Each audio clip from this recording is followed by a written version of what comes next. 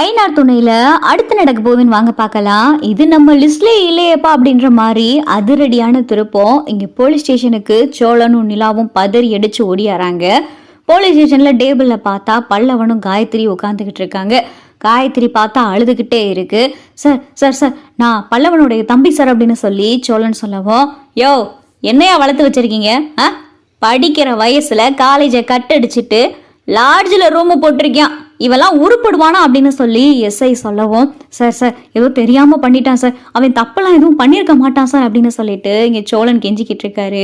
இந்த பக்கம் பார்த்தானிலா, என்னடா என்ன பண்ணி வச்சிருக்க பல்லவானின்னு? அண்ணன் எனக்கு இப்போதான் ஃபோன் பண்ணாரு, நீ ஒரு வாரமா காலேஜ் போகலையாமே, காலேஜ்ல இருந்து ப்ரொஃபசர் அண்ணனுக்கு ஃபோன் பண்ணி ஒரு வாரமா நீ காலேஜுக்கு வரல, அட்டெண்டன்ஸும் இல்ல, இப்படியே போனா செமஸ்டர் எக்ஸாம் எழுதுறதுல சிக்கல் ஆயிரும் அப்படின்னு சொல்லியிருக்காரு. என்னடா என்ன பண்ணிக்கிட்டு இருக்க? தினமும் காலேஜுக்கு வரேன்னு சொல்லிட்டு தானே கிளம்பிட்டு வந்துகிட்டு இருக்க, என்ன பண்ணிக்கிட்டு இருக்க அப்படின்னு சொல்லி இங்க நிலா பார்த்தா கோவப்படவும், பல்லவனால பார்த்தா எதுவுமே பேச முடியல.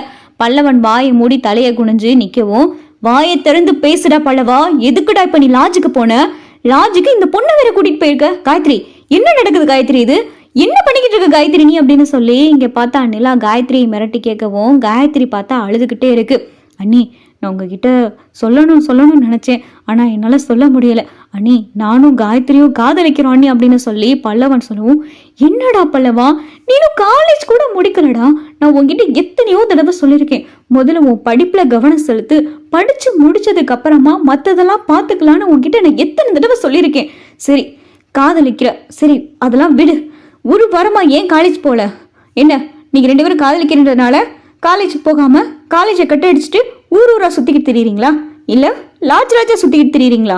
இதுதான் முதல் தடவையா இல்ல இதுக்கு முன்னாடி லாட்ஜுக்கு போயிருக்கீங்களா அப்படின்னு சொல்லி நிலா கேட்கவும், அப்பதான் காயத்ரி, ஐயோ அப்படியெல்லாம் இல்ல, இன்னைக்குதான் போனோம், எங்களுடைய ஃப்ரெண்டு ஒருத்தரை பாக்குறதுக்காக போனோம், அவர் வெளியே போயிட்டாரு, நானும் பல்லவனும் பேசிக்கிட்டு இருந்தோம், அந்த நேரம் பார்த்து போலீஸ் லாட்ஜுக்கு ரைடு வந்திருக்காங்க, ஏதோ போதை பொருள் கேஸ்ல எல்லாம் எங்க மேல கம்ப்ளைண்ட் ஃபைல் பண்ணியிருக்காங்க, நாங்க அப்படிலாம் எதுவும் பண்ணல அப்படின்னு சொல்லிட்டு இங்க பார்த்தா காயத்ரி அழுகவும், பண்றதெல்லாம் பண்ணிட்டு இப்ப அழுதுகிட்டு வேற இருக்க. என்ன காயத்ரி நீ, நான் உன்னை எவ்வளவு நல்ல பொண்ணுன்னு நினைச்சேன், அன்னைக்கே உன்கிட்ட நான் என்ன சொன்னேன், இது உங்களுக்கு படிக்கிற வயசு, படிப்புல மட்டும் கவனத்தை செலுத்துங்கன்னு அன்னைக்கு சொல்லிட்டு தான் நான் வந்தேன், இந்த வயசுல காதல் கீதல்னு என்ன காயத்ரி நீ அப்படின்னு சொல்லி நிலா பார்த்தா கோபப்படுறாங்க. சார் விட்டுருங்க சார், ஏதோ தெரியாம பண்ணிட்டாங்க சார் அப்படின்னு சொல்லி நிலா சொல்லவும், என்னம்மா தெரியாம பண்ணிருக்காங்க? அந்த லாட்ஜில் ஏகப்பட்ட கம்ப்ளைண்ட் வந்திருக்கு, அந்த லாட்ஜில் போதை பொருள் கொடுக்கல் வாங்கன்னு சொல்லிட்டு எக்கச்சக்கமான கம்ப்ளைண்ட் வந்திருக்கு, பத்தாவதுக்கு காலேஜ் படிக்கிற 2 பேர் பொண்ணும் பையனும் சேர்ந்து லாட்ஜில் ரூம் போட்டிருக்காங்க, இப்படியெல்லாம் இருக்கையில சந்தேகம் வருமா வராதா? எங்களுக்கு எக்கச்சக்கமான ப்ரெஷர், பத்தாவதுக்கு பொண்ணை காணா பையனை காணா அது இதுன்னு சொல்லி ஏகப்பட்ட அம்மா அப்பா கிட்ட இருந்து கம்ப்ளைண்ட் எங்களுக்கெல்லாம் வந்துகிட்டு தான் இருக்கு, இந்த நேரத்துல இந்த பொண்ணும் பையனும் லாட்ஜில் ரூம் போட்டு தங்கி இருந்தா என்ன ஏதுன்னு கேள்வி கேட்க மாட்டாங்களாமா? சரி ஏமா உன் அப்பாவுக்கு போனை போட்டு வர சொல்லுமா அப்படின்னு சொல்லிட்டு எஸ்ஐ பார்த்தா காயத்ரி கிட்ட சொல்லவும், காயத்ரிக்கு பார்த்தா பக்குன்னு ஆகுது. நிலாவும் சோழனும் பார்த்தா திரு முழிக்கிறாங்க. சார் சார் அவங்க வீட்டுக்கெல்லாம் எதுவும் தெரிய வேணாம் சார் அப்படின்னு சொல்லிட்டு நிலா சொல்லவும், என்னம்மா வீட்டுக்கு தெரிய வேணாம், ஏமா உங்க அப்பாவுடைய நம்பரை கூட அப்படின்னு சொல்லி எஸ்ஐ கேட்கவும், காயத்ரி பார்த்து அழுதுகிட்டே இருக்கு. சார் சார் அதெல்லாம் வேணாம் சார், எங்க அப்பாக்கெல்லாம் ஃபோன் பண்ண வேணாம் சார், எங்க வீட்டுக்கெல்லாம் தெரிஞ்சா பெரிய பிரச்சனை ஆயிரும் சார், நானே எங்க ஃப்ரெண்ட்ஸ் கூட வீடு எடுத்து தங்கி படிக்கிறேன் சார் அப்படின்னு சொல்லிட்டு காயத்ரி சொல்லிக்கிட்டு இருக்கு. சரிம்மா உங்க அம்மா அப்பா எந்த ஊர்ல இருக்காங்க அப்படின்னு சொல்லி எஸ்ஐ கேட்கவும், என் அம்மா அப்பா திருவண்ணாமலையில இருக்காங்க சார். சரிம்மா உன் அப்பாவுடைய ஃபோன் நம்பரை வேற வழியே இல்ல, உங்க அப்பா வரட்டும், அதுக்கப்புறம் என்ன ஏதுன்னு பேசிக்கலாம், இந்த பையன் வீட்டுல இருந்து ஆள் வந்துட்டாங்கல்ல, ஏன்னா உன்னையெல்லாம் உங்க வீட்டுல சொன்னாதான் நீ எல்லாம் உருப்பிடுவ, இப்படி போனேன்னா நீ உருப்படாம போயிடுவ, அப்பாவுடைய போன் நம்பரை கூட அப்படின்னு சொல்லி எஸ்ஐ கேட்கவும், காயத்ரியும் பார்த்தா வேற வழியே இல்லைன்னு சொல்லிட்டு அப்பாவுடைய போன் நம்பர்னு சொல்லி ஒரு நம்பரை கொடுக்குது. அந்த நம்பருக்கு பார்த்தா இங்க எஸ்ஐ போன் பண்றாரு.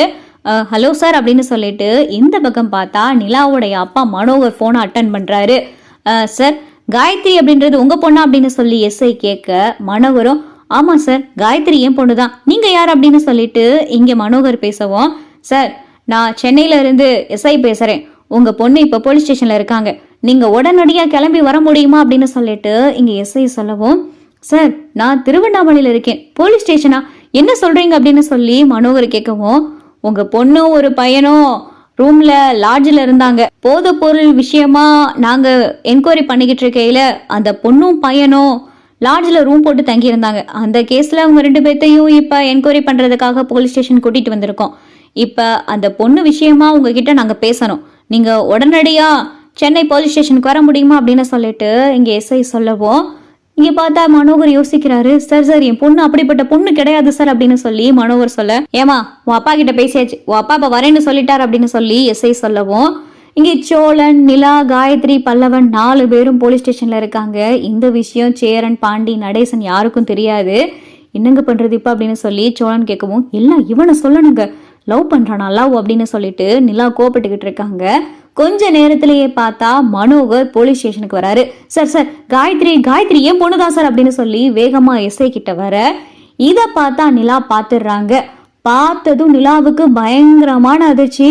அப்பா அப்பா அப்படின்னு சொல்லிட்டு இங்க நிலா பார்த்தா அதிர்ச்சியோட பாக்குறாங்க. அப்பா அப்படின்னு சொல்லிட்டு வேகமா பார்த்தா காயத்ரி ஓடி போய் மனோகரை கட்டி பிடிச்சு அழுக. 2 பேர்த்தையும் பார்த்ததும் சோழனுக்கும் நிலா, பல்லவன் 3 பேருக்கும் எதுவுமே புரியல. இவங்க தான் இவருடைய அப்பாவா அப்படின்னு சொல்லி பல்லவனும் திருத்தரனு முழிச்சு பார்க்க, இங்க மனோகர் பார்த்தா திரும்பி பாக்குறாரு. பார்த்தா நிலாவை பார்த்ததும் மனோகருக்கு என்ன பண்றது ஏது பண்றதுன்னு தெரியல.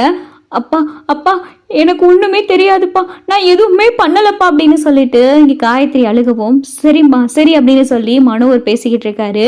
இங்க நிலா, சோழன், பல்லவன் 3 பேர்த்தையும் பார்த்ததும் மனோகருக்கு ஒரு பக்கம் அதிர்ச்சி.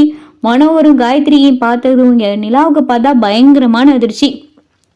சார் நீங்க தான் அந்த பொண்ணோடைய அப்பாவா அப்படின்னு சொல்லி எஸ்ஐ கேட்க, நிலாவை பார்த்துக்கிட்டே மனோகர் ஆமாவா இல்லையா என்ன சொல்லுவோன்னு தெரியாம ஆமா சார் அப்படின்னு சொல்லி தயங்கி சொல்லவும், சார் என்ன சார் பொண்ணை சென்னையில படிக்க வைக்கிறீங்க, ஃப்ரெண்டுங்களோட தங்கி படிக்க வைக்கிறீங்க, உங்க பொண்ணு என்னன்னா இந்த பையன் கூட சுத்திக்கிட்டு இருக்கு, ஏதோ காதல் விஷயமா இருக்கும் போல, என்ன ஏதுன்னு கண்டிச்சு வைங்க.